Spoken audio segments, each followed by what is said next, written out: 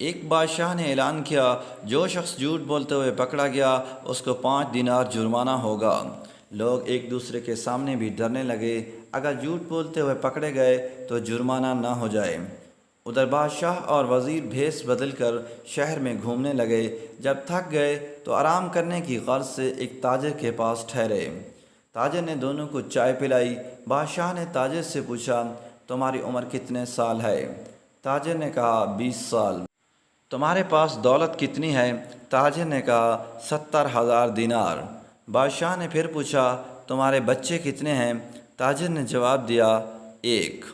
بادشاہ واپس آ کر سرکاری دفتر میں تاجر کے کوائف اور جائیداد کی پڑتال کی تو اس کے بیان سے مختلف تھی۔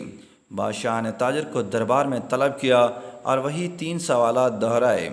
تاجر نے وہی جوابات دیے۔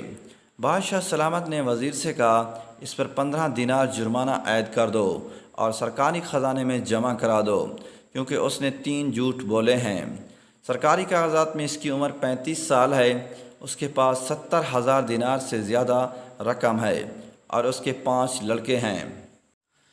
تاجر نے کہا کہ زندگی کے 20 سال نیکی اور ایمانداری سے گزرے ہیں، اس کو میں اپنی عمر سمجھتا ہوں، اور زندگی میں 70,000 دینار میں نے ایک مسجد کی تعمیر میں خرچ کیے ہیں، اس کو اپنی دولت سمجھتا ہوں، اور 4 بچے نالائق اور بد اخلاق ہیں، ایک بچہ اچھا ہے، اسی کو میں اپنا بچہ سمجھتا ہوں۔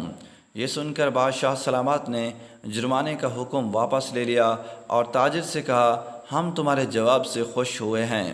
وقت وہی شمار کرنے کے لائق ہے جو نیک کاموں میں گزر جائے۔ دولت وہی قابل اعتبار ہے جو راہ خدا میں خرچ ہو، اور اولاد وہی ہے جس کی عادتیں نیک ہوں۔ دوستو، اس طرح کے مزید ویڈیوز کے لیے چینل کو سبسکرائب کریں۔